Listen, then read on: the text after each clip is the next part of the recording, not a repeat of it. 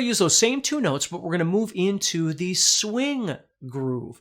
And this one's kind of fun, and I strongly encourage you to practice both of these with the backing tracks that we've given you, okay? But this is the swing groove now.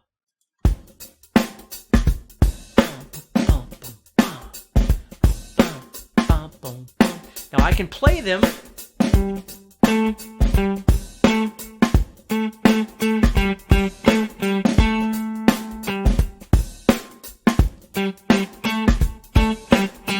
right? But I can add if I can. Now, it does get a little fast, but watch this. I'm going to add that heartbeat feel, the bump, bump, bump, bump, bump, bump, bump, bump. Da da da da da da da da da da da da da. Just using these two notes. Now it gets a little bit harder, so now you'll see me transition into using downs and ups. Okay, so watch this.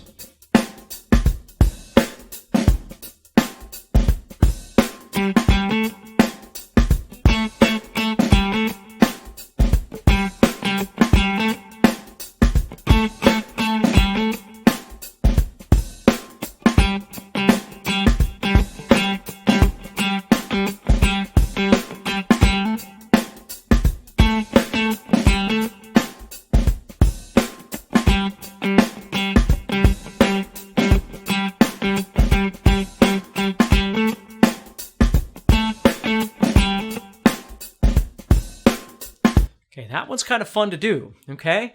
Now, I'm going to take that same kind of swing feel, ba-da, bum, bum, ba-bum, bum, ba-da-dum-bum, and all of a sudden, my musical situation that I find myself in has a lot of groove. It's got a lot of opportunity. That can mean a lot of notes, but it doesn't have to, okay? So I want to remind you again that as we keep going, the first thing that it seems like most people want to do is they want to start adding more notes, right? And it's not that. It's not about whether you add more or you play less or something like that. It's okay to add more notes. But if you lose the interaction and the quality of what it is that you're doing, you lose that groove in your quest to try and play more, that's the problem, okay? You just wind up sounding like you're playing scales all the time. So the trick is it's not about more, it's not about less, unless it is for you in the creative space that you find yourself in.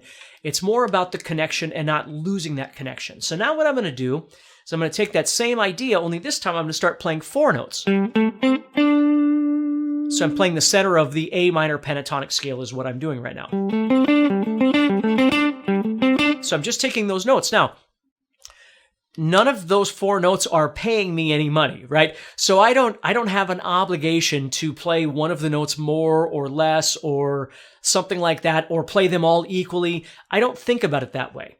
Now, there's no doubt that in terms of these four notes, this note is the A. It's the root. It's probably the note I'm going to play more because it fits right over the chord that I would be playing on. Now, right now, I'm not using a chord. I'm just using a drum group. But, I mean, it might wind up being more important than the other ones from that perspective. But just in terms of my grooving, I'm not really worried about playing them all equally or, making one of the notes feel bad. It's perfectly fine, right? So as I start jamming to this, I'm going to use those four notes and just try and think about all the different ways. I can play forward. I can play backward. I can play side to side. I can play like L shapes.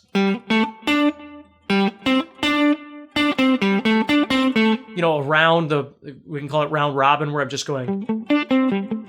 And you'll notice right now, none of that has anything musical to do with anything. I'm just thinking about shapes in my head, ways of connecting these notes that don't keep me just playing down and up all the time, right?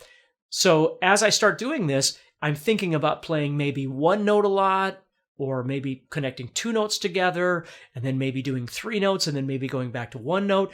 It's not just, I have four notes, so I should play all four notes all the time. I need to learn to avoid that mentality, because then it just, again, two things can happen. Number one, three things really. I can overplay. Number two, everything starts sounding like scales again. Or number three, I'm putting myself into a kind of a false realism, because if the situation I found myself in was a lot faster than 85 beats per minute, like this backing track is, I can't do all the things I'm trying to do anyway. Where if I'm just jamming on a note, I could do that anywhere, right? If I start to, some sort of elaborate system, it might work, but it won't always work because it depends on the tempo of the song and things like that. So again, I'm not making fun of anything. I'm not saying that there's anything wrong with development. I do it all the time, learning patterns and sequences and all kinds of different stuff like that. But I also have trained myself to understand that I don't start with those things. Those aren't the only thing that I focus on. I'm trying to make a musical connection. That's what I'm thinking about. Okay, so let's go ahead and start that swing groove again. And let me show you. I'm going to play 4 notes.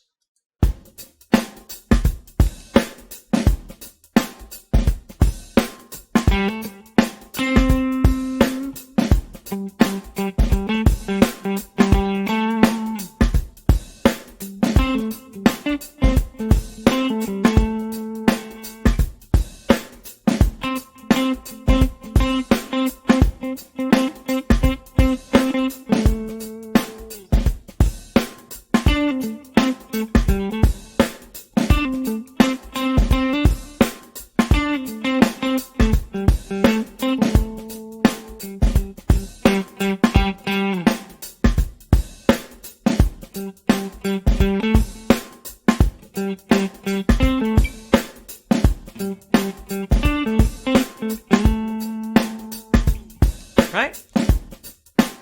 So again, just trying to relax a little bit.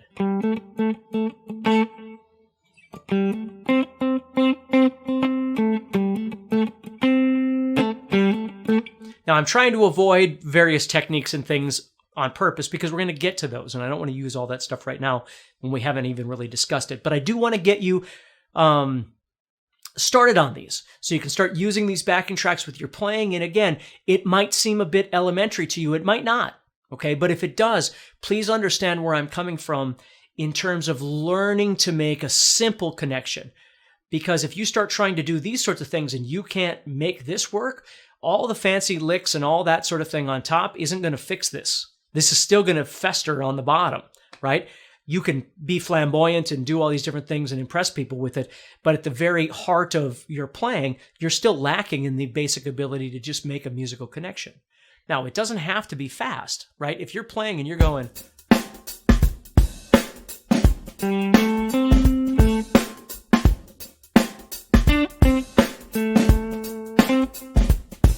Nothing wrong with that.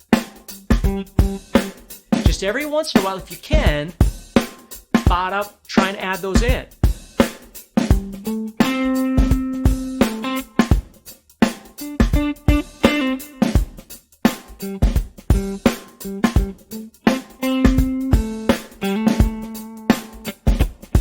Sounds really cool.